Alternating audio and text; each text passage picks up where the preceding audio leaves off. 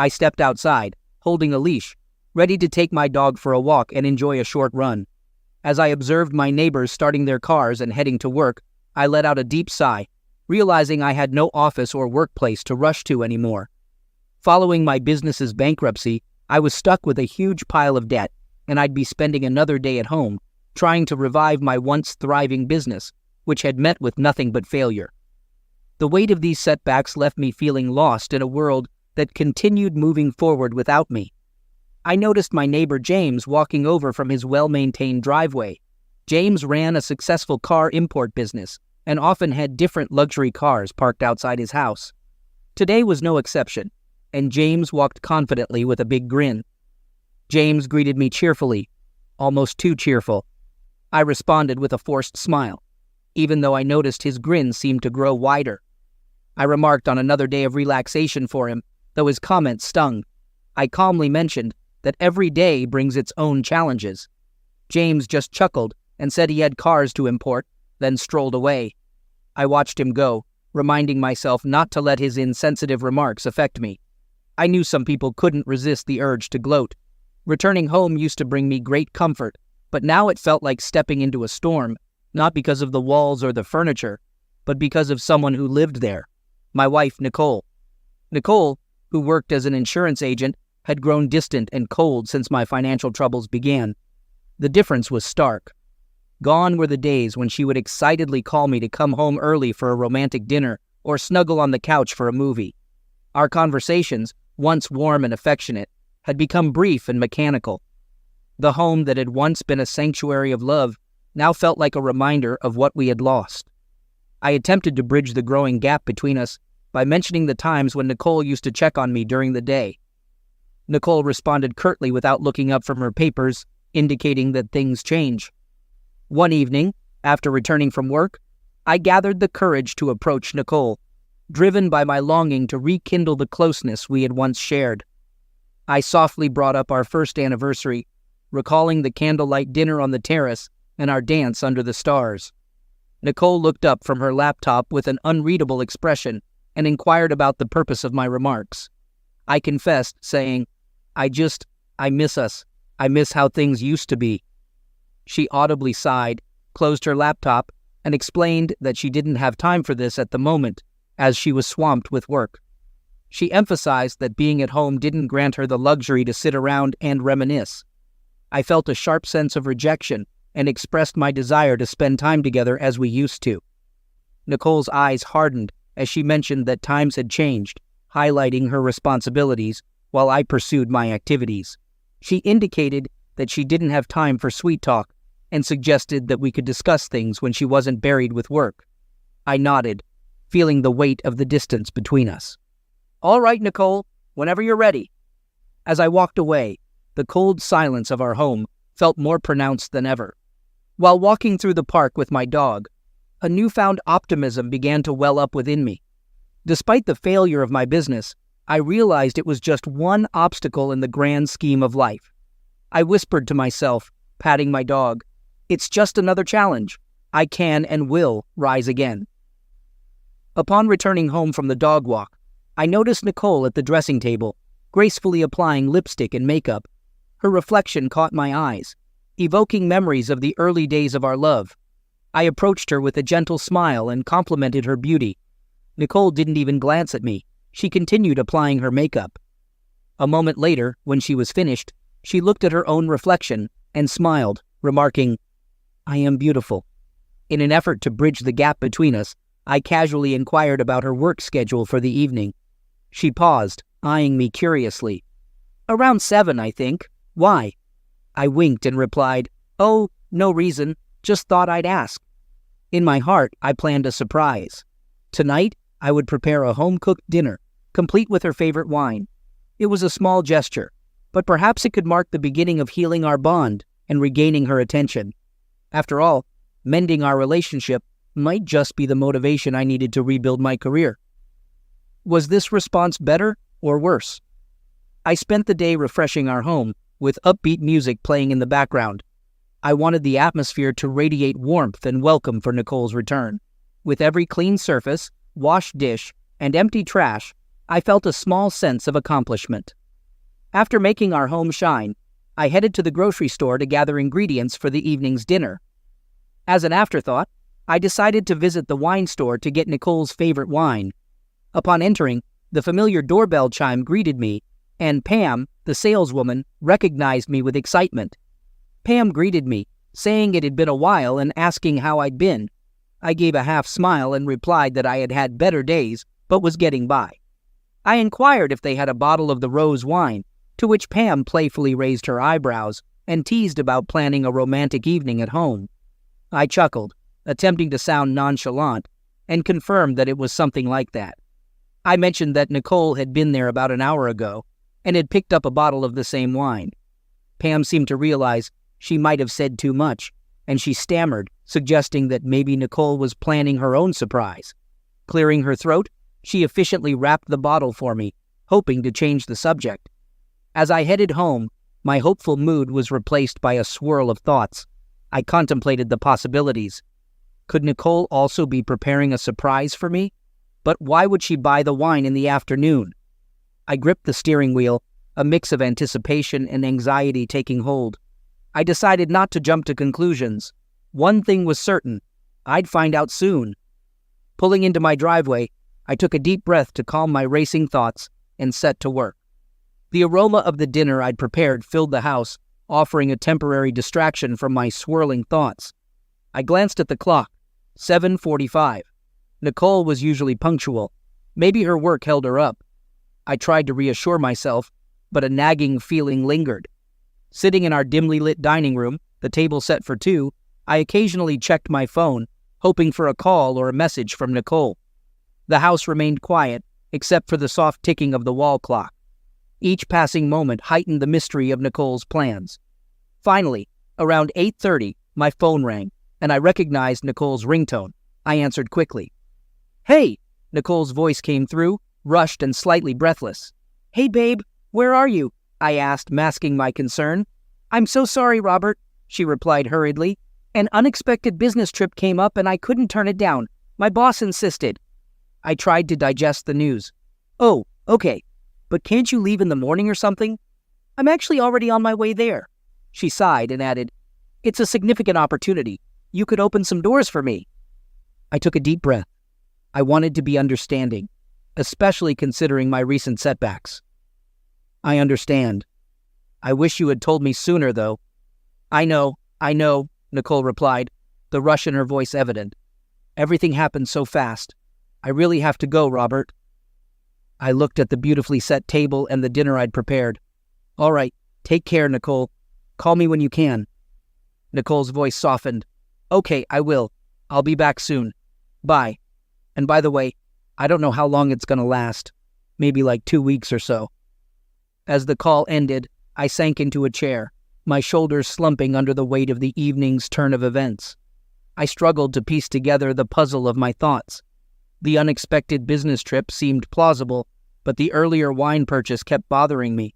Maybe she simply wanted to unwind during her trip and didn't mention it. I tried to rationalize, attempting to push aside the cloud of doubt forming in my mind. I took a deep breath, urging myself to focus on the present. Right in front of me was a delicious meal, and I was reluctant to let it go to waste. With renewed determination, I served myself some food and moved to the living room.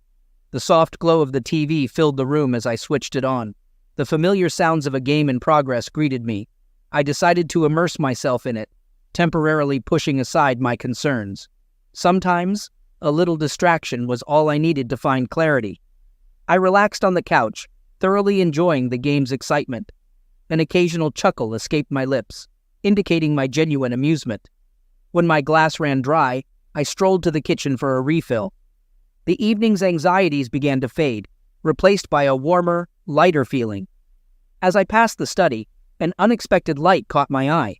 The computer screen was illuminated, something that typically happened when notifications came in or if it was disturbed.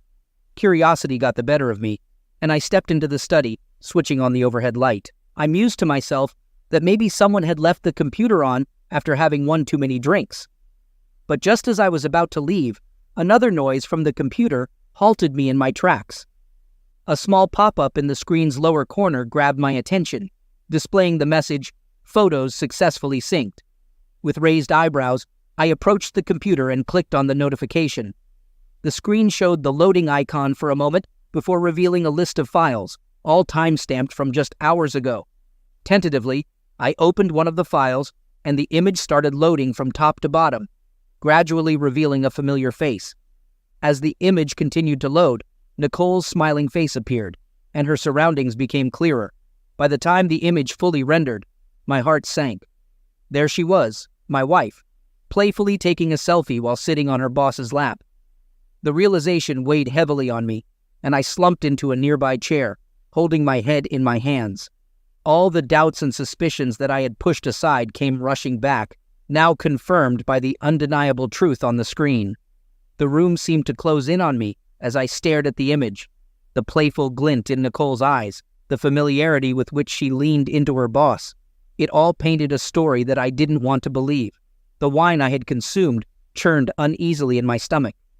I returned to the list of files, clicking on another one. A sequence of photos revealed Nicole and her boss at a fancy bar. In some pictures, they were laughing and toasting with their glasses. In others, they were engaged in deep conversation, their faces close together. With each image, the reality of the situation became more evident. The evening's attempts to rekindle our relationship, the dinner I had prepared with care, it all seemed to taunt me now. A confusing mix of anger, pain, and betrayal flooded me, and most of all, I felt an overpowering sense of loss. I got up and returned to the living room, no longer interested in the wine I held. I was now looking for something stronger. With a light drizzle outside, I put on my coat and headed out. Slowly, I made my way to the liquor store. As I walked, my heart ached with pain. I could feel myself shattering into numerous pieces. Memories of the joyful times I shared with Nicole replayed in my mind, but now they were tinged with sadness. The question, why, echoed repeatedly. Why did Nicole grow distant? Was it because I had failed as a provider? I remembered the times when my business was thriving, when we both had big dreams. I had once enthusiastically promised Nicole the latest Mercedes, a symbol of success and luxury, but I never followed through on that promise. Could that unkept promise be a part of why she distanced herself? Or was it something more? It was hard to pinpoint one reason. Perhaps it was a combination of many small things, overlooked moments, and unspoken emotions. All I knew for certain was that our relationship had changed, leaving me with a profound sense of loss and confusion. I entered the store, rainwater dripping from my face and soaking my coat. Pam, upon recognizing me, noticed the fading smile on my face and paused for a moment, searching for the right word. "Hey, Robert," she began gently. "Having a tough day?" My voice was low, almost a whisper. "Whiskey, please." Pam, perceptive as always, sensed that something was amiss. "Are you sure about that? You know, if you need someone to talk to." But I simply shook my head, interrupting her. "Just the whiskey, thanks." I took the bottle, offered a brief, wary smile, and left the store. I didn't wait until I got home to open the whiskey. After a few swallows, the world began to spin. The drink heightened my emotions, breaking down my usual defenses. Stumbling a bit, I began speaking louder to strangers passing by. "Hey there," I slurred, pointing at no one in particular. "Do you know my wife? She's off somewhere having the time of her life with her boss, and here I am, celebrating." I laughed bitterly, my words dripping with sarcasm. "Yep, a one-man party. That's me." As time passed, my speech became increasingly incoherent. I began to sing fragments of a song that had played in my home earlier, the same song meant to accompany a romantic dinner for two. My voice wavered, sometimes staying on key, other times going entirely off tune. The sadness in my rendition was palpable, the melody mirroring my broken heart. Stumbling along the sidewalk, I realized I had lost my whiskey bottle. Thinking I had finished it, I decided to return to the store for another. As I swayed and muttered to myself, I reached into my pocket for money, but it was nowhere to be found. It was then that I noticed an older man nearby, watching me with a mix of concern and curiosity. I raised my voice and my words slurred together as I confronted the old man, asking if he had something to say. The elderly man, wearing glasses and carrying a worn-out backpack, appeared surprised by my aggression at first. However, my tone quickly shifted from confrontational to desperate. I apologized to him, my voice breaking, and explained that I really needed a drink right now. I asked if he could spare $20. The old man sighed and reached into his pockets, pulling out a few crumpled dollar bills from his shirt pocket. He told me it was all he had, and extended the money to me. Still unsteady on my feet, I accepted the money and mumbled my thanks.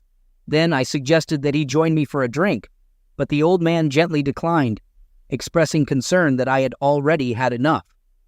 I was about to respond defiantly when my stomach turned, and I vomited onto the pavement. The mist had soaked everything around, and the cold was settling in. I, wet and disoriented, leaned against a brick wall with my eyes closed, trying to catch my breath. The old man observed with a furrowed brow, expressing worry. He prodded gently, asking if I lived nearby. In my hardly coherent state, I simply murmured that I wanted to sleep. Surveying the nearly deserted street with the dim light from a nearby lamppost casting long shadows on the wet pavement, the old man expressed concern that it wasn't a suitable place to sleep, especially in such weather conditions. He mustered his strength and helped me to my feet, taking most of my weight. Encouraging me, the old man led me toward a nearby bridge. Below the bridge, hidden from the rain and prying eyes, was a small makeshift shelter that served as the old man's temporary home. It was constructed from discarded materials and tarps, offering limited comfort, but at least being dry and relatively warm. I stirred awake, the soft chirping of morning birds filling my ears. My surroundings seemed unfamiliar, a murky haze blurring my vision. My skull throbbed with pain from the previous night's excesses. I winced as I tried to make sense of where I was. The dim light revealed a simple wooden shelter. With a groan, I pushed back the curtain and stepped outside, attempting to orient myself. Next to a gentle river, an elderly man sat calmly, casting his fishing line. His posture remained relaxed, and his hands displayed steadiness, despite the evident marks of time on his skin.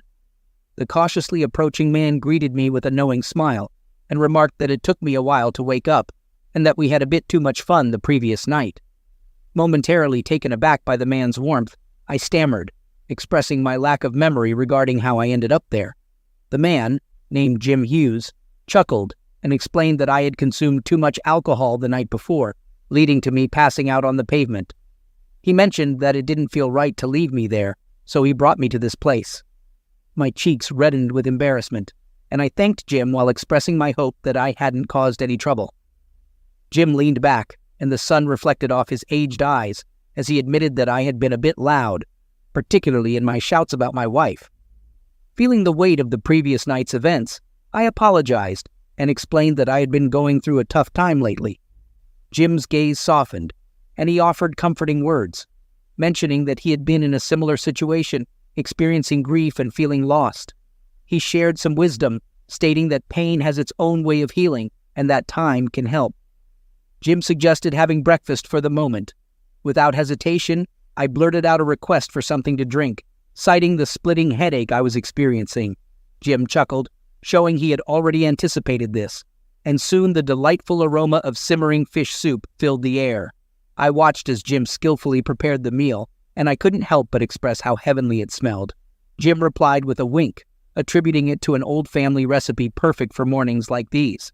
As we enjoyed the warmth and flavor of the fish soup under the open sky, Jim took a moment to offer me some advice. I sighed and expressed my understanding of the need to avoid letting alcohol control one's life. Jim looked at me, his gaze pausing for a moment, and shared his perspective, mentioning that life is complex, and that sometimes it's best to let go and move on, particularly if someone has wronged you. I sensed a touch of sadness in his eyes, but refrained from delving further into the subject. Instead, I thanked Jim for everything, and mentioned my intention to head home. As I prepared to leave, I noticed some intricately carved wooden figures and objects outside the shack. Impressed, I asked if Jim had made them. Jim's eyes sparkled as he confirmed that he had crafted them, explaining that they were a piece of his past life that he still held on to, and that woodworking brought him peace. I expressed my admiration, complimenting his talent. A smile blossomed on my face as I continued my journey home, hinting at newfound hope and a fresh start. Upon arriving home, I rushed to my computer and became determined to reach out to local furniture stores in the following days, pitching my ideas with enthusiasm. 1 week later, filled with hope and determination, I retraced my steps to Jim's riverside shack. I expected to find the elderly man there, but only Jim's backpack and jacket lay near the dwelling, as if he had just stepped away. Confusion clouded my thoughts. Where could Jim be? I scanned the surroundings, but the old man was nowhere in sight. Maybe he's out fishing or gathering wood, I thought, considering coming back the next day. As I started my journey back, a small, sharp stone found its way into my shoe. Each step grew increasingly uncomfortable, like an incessant itch I couldn't scratch. I let out a sigh of irritation and found a flat spot to sit down, eager to remove the annoying intruder. However, as I lifted my shoe, my eyes darted past it to a lone figure standing perilously close to the edge of the bridge. In the distance, panic gripped me. The scene looked all too familiar. Without a second thought, I quickly put my shoe back on, not even bothering to tie the laces. I shouted with desperation as I saw the person too close to the edge of the bridge, fearing the worst. I hoped that with each rapid step, I could reach them in time, praying they would hear me and step back to safety. My feet thudded against the wooden planks of the bridge, and as I got closer, Jim's figure became clearer. Initially relieved to find my friend, my smile disappeared when I noticed a coiled rope on the ground next to Jim, replacing my relief with gut-wrenching fear. Jim's eyes, filled with pain and unshed tears, met mine, conveying the despair that words couldn't express. Without hesitation, I approached Jim with slow and deliberate movements, careful not to startle him. I reached out and put an arm securely around his shoulders. We stood there together, two souls on that bridge, sharing a moment of raw vulnerability. I tightened my grip, feeling Jim's body tremble. As Jim's tears finally flowed, I pulled him into a tight embrace, the weight of the moment pressing down on us both. "It's okay," I murmured softly into Jim's ear, my voice steady and reassuring. "I'm here. We'll face this together." Sitting side by side on the bridge, Jim slowly began to share his story with me, unraveling the threads of his life step by step. He began by mentioning his service to the country and his job at a food processing plant, emphasizing that it may not have been glamorous, but it was honest labor. Jim's voice carried a weary tone as he recounted his journey, mentioning that he had secured a small apartment and had done everything he could to provide for his daughter, who meant the world to him. The weight of his memories was palpable as he rubbed his forehead. He continued, explaining that he lost his job when the plant downsized and missed a rent payment, leading to his eviction just a week later. Jim expressed how he had felt like he had nothing and no safety net. With pain etched in his eyes, Jim continued his story, describing how it had felt like every door was closing on him. He mentioned returning to his hometown with the hope of better luck, but faced difficulties due to his lack of a permanent address. Even job interviews ended in rejection because of his history of job loss. Jim looked down and fidgeted with his hands, conveying his anguish as he recounted how he was picked up for sleeping in places he shouldn't have been and fell seriously ill. He shared the scarcity of assistance and how he eventually found refuge in a friend's van, which was temporary. He mentioned stumbling upon the shack by the bridge, which had become his makeshift home. He let out a heavy sigh, expressing that the most painful part had been knowing his daughter was out there, thinking her father had abandoned her. Jim had been deeply despondent, feeling lost, and without any hope for a brighter future. He had reached the bridge in a state of despair. My heart unexpectedly went out to Jim. This elderly man, with his gentle demeanor and genuine smile, stirred a protective instinct within me.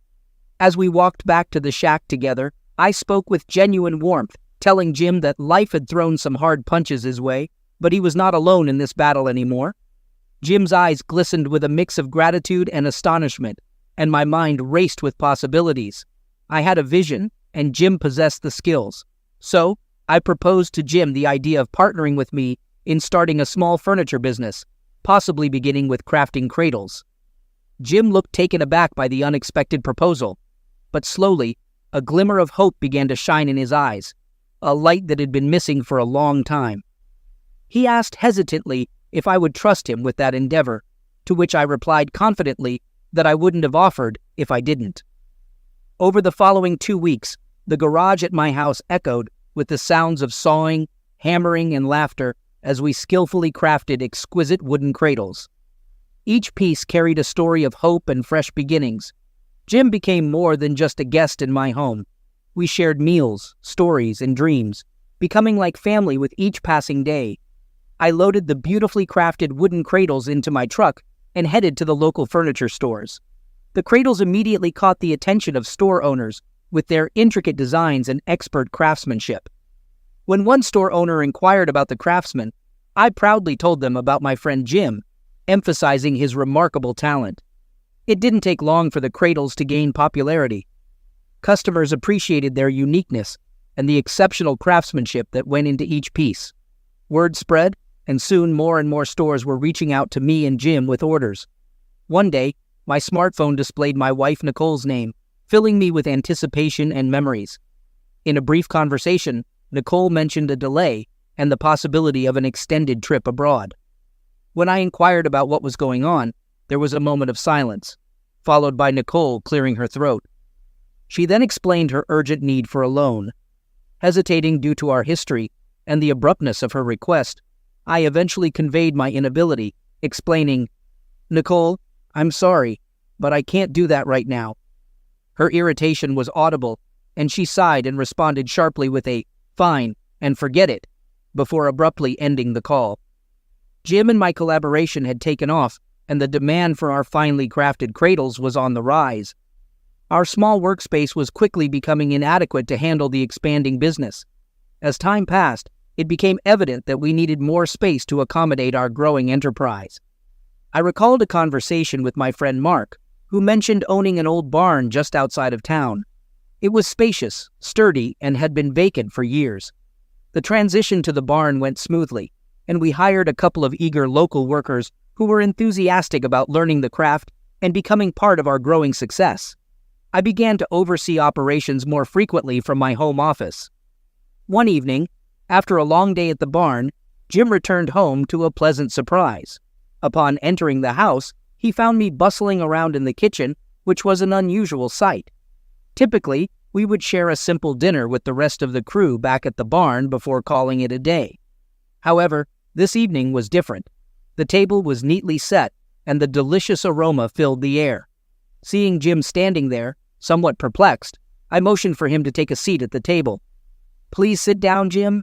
Dinner will be ready shortly," I said with a friendly smile. Jim, though confused, complied and took a seat, observing me as I moved about the kitchen with determination. Eventually, I joined him at the table, removing my apron, and my face lit up with a wide grin, piquing Jim's curiosity. "I hope you won't be upset, Jim," I began, my eyes gleaming with an indescribable emotion. Before Jim could inquire further, the doorbell rang. I quickly answered it, and a moment later, a young girl hesitantly entered the room. Her eyes filled with curiosity as she took in the unfamiliar surroundings. A woman followed closely behind. Jim's face shifted from pale to flushed with emotion as he recognized his daughter, Mindy. He rose from his seat, stumbling slightly as he rushed towards her. They embraced tightly, their emotions needing no words to convey their feelings. Behind them, I stood with the young girl, Kristen, smiling warmly at the heartwarming reunion. Mindy's voice quivered as she spoke amidst tears, expressing, "I thought I'd never see you again, Dad." Jim choked out with a trembling voice, "I'm so sorry, sweetheart. I should have reached out." In a soft tone, Mindy said, "You should have, Dad, but it's okay now," as she stroked her father's hair.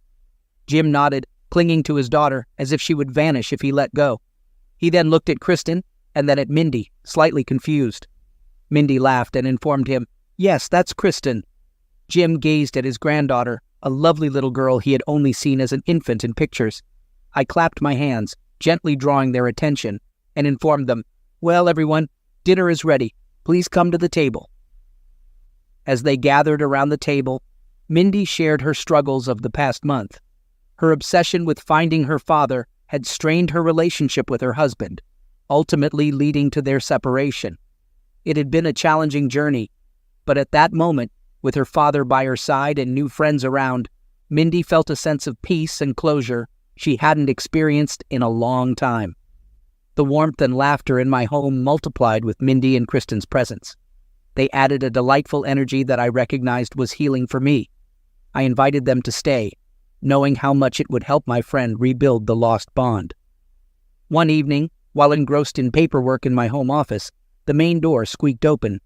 It wasn't Jim or Mindy, and I knew this because they always announced their return cheerfully. Glancing out, I saw Nicole. She appeared weary, with slumped shoulders and dark circles under her eyes. She sighed, dropped her bags, and stretched. That trip was quite an experience. I watched her silently, a furrow forming on my forehead. She walked past me and slumped on the living room sofa, every move reflecting her exhaustion. Taking a deep breath, I approached her. I hesitated for a moment before sitting beside her, maintaining a bit of distance. Nicole glanced at me, trying to gauge my feelings. "Look, Robert, I know things have been complicated, but—" I raised a hand, interrupting her. "Did you have your phone sync turned on?" I asked, my voice low. Nicole looked puzzled, but realization soon crossed her face, her eyes widening in shock. I swallowed hard, holding back my emotions. "I saw the pictures, Nicole. I didn't need to see more than a few to understand." She moved closer, desperation in her eyes. "Robert, please listen. It's not how it seems. We were just—" I stood up abruptly, cutting her off. "I wish I hadn't seen those photos, Nicole. But now that I have, things can never be the same. I won't pretend everything's okay." Nicole's voice trembled as she pleaded, "Robert, just give me a chance to explain." I shook my head. "I think it's best if you leave. Please." Nicole's tone escalated, her frustration evident. "So this is it? You won't even hear me out? Fine, leave. But just remember, no one will ever stand by you the way I did. No one will love you like I did." The sound of the front door creaking open interrupted the tension in the room. Jim, having just entered, froze. Realizing the gravity of the situation, he decided to give them some privacy and quietly retreated, gently closing the door behind him. Nicole's demeanor shifted as her attempts to assert herself failed. She appeared genuinely remorseful. "Robert, I'm truly sorry," she whispered. While I acknowledged her apology, I firmly requested that she leave. As Nicole exited, a cheerful Kristen was playing on the lawn. She spotted me and rushed over, hugging my legs tightly. The innocent embrace seemed to emphasize the contrast between the past and a potential future. Nicole watched, taking in the scene. A pang of realization struck her. Perhaps someone else would indeed offer me the love and respect I deserved, something she had been unable to provide.